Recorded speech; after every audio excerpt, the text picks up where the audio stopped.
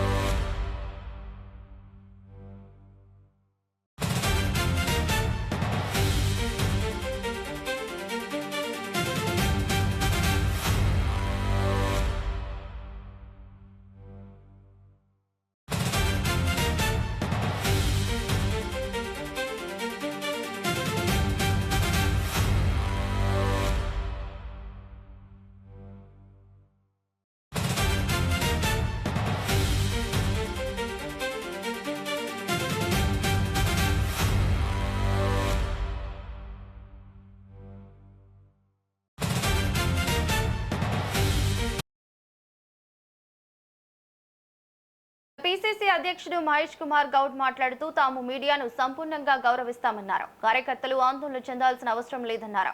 రాష్ట్రంలో ప్రభుత్వం చేస్తున్న సంక్షేమ అభివృద్ధిని చూసి ఓర్వలేకనే ఇలాంటి అసత్యాలు ప్రచారం చేస్తున్నారని మండిపడ్డారు. ఇక దీనిపై మరింత సమాచారం మా బ్యూరో చీఫ్ శేఖర్ అందిస్తారు. శేఖర్, చెప్పండి.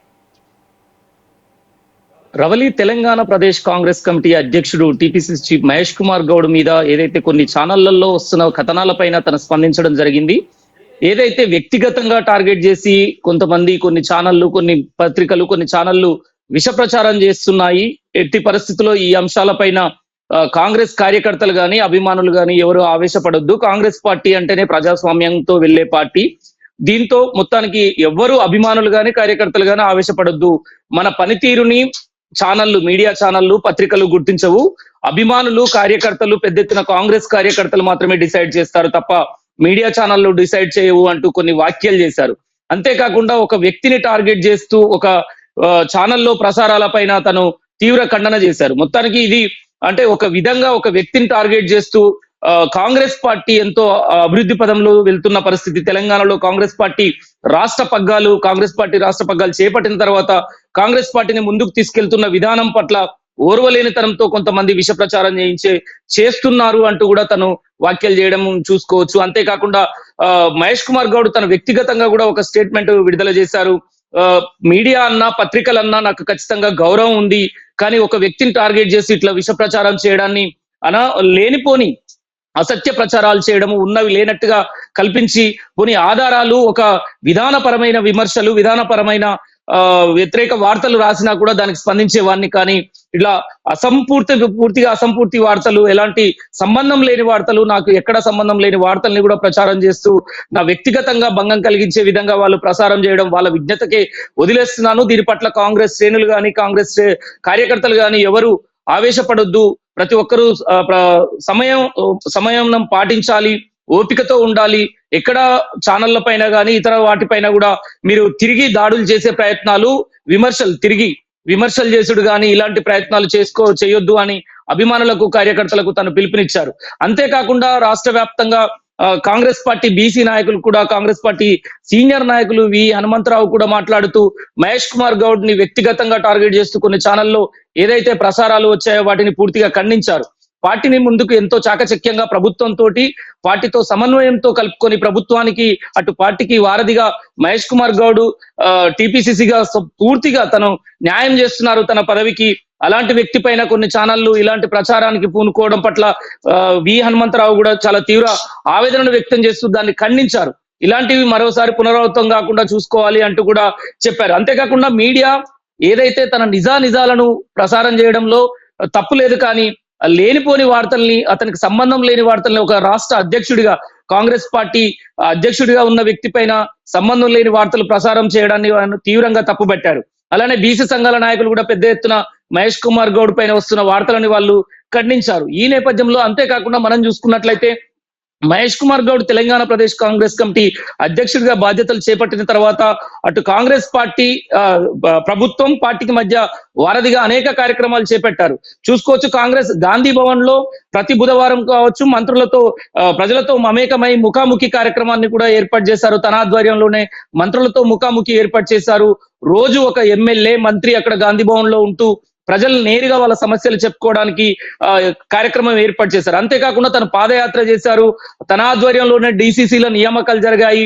బీసీల కులగణన అంశాలపైన అలానే బీసీ రిజర్వేషన్ల పైన ఢిల్లీలో జంతర్ మంతర్ దగ్గర ధర్నా కార్యక్రమం కావచ్చు, పెద్ద ఎత్తున చట్టసభల్లో బీసీలకు రిజర్వేషన్ల అంశం పైన మహేష్ కుమార్ గౌడ్ నేతృత్వంలో పెద్ద ఎత్తున తెలంగాణలో కాంగ్రెస్ పార్టీ పోరాటాలు చేసి ముందుకెళ్లిన పరిస్థితిని కూడా గుర్తు చేసుకోవచ్చు. అంతేకాకుండా గాంధీ భవన్ లో నిత్యం కార్యకర్తలతోటి ప్రజలతోటి ఎప్పుడూ గాంధీ భవన్ కలకలలాడే విధంగా అందుబాటులో ఉంటాడు మహేష్ కుమార్ గౌడ్ అంటూ కాంగ్రెస్ కార్యకర్తలు పెద్ద ఎత్తున తెలుపుతున్న పరిస్థితి. ఈ నేపథ్యంలో తన పనితీరుని తన విధానాన్ని డిసైడ్ చేసేది కార్యకర్తలే కానీ మీడియా కాదు. ఖచ్చితంగా కార్యకర్తలు నిజాలు వాళ్ళకు తెలుసు.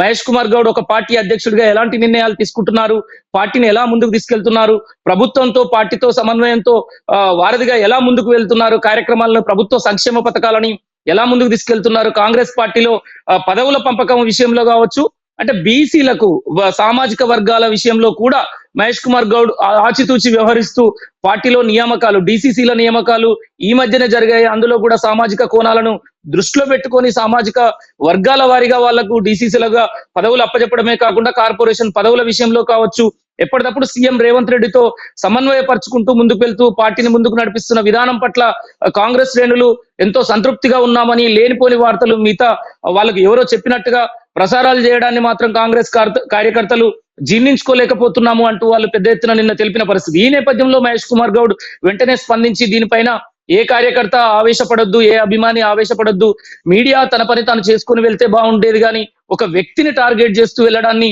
మహేష్ కుమార్ గౌడ్ మాత్రం తప్పుపట్టిన పరిస్థితి అయితే కనబడుతుంది రవలి. దీనిపైన కాంగ్రెస్ పార్టీలో అంటే ప్రతి ఒక్కరు అది ఏదన్నా ఉంటే కాంగ్రెస్ పార్టీ కార్యకర్తలు సమన్వయంతో, కాంగ్రెస్ పార్టీ అంటేనే మనం గతంలో కూడా చూసుకోవచ్చు అనేక గొడవలు, పార్టీల నేతల మధ్యలో సఖ్యత లేకపోవడం, గ్రూప్ తగాదాలు ఉండేవి.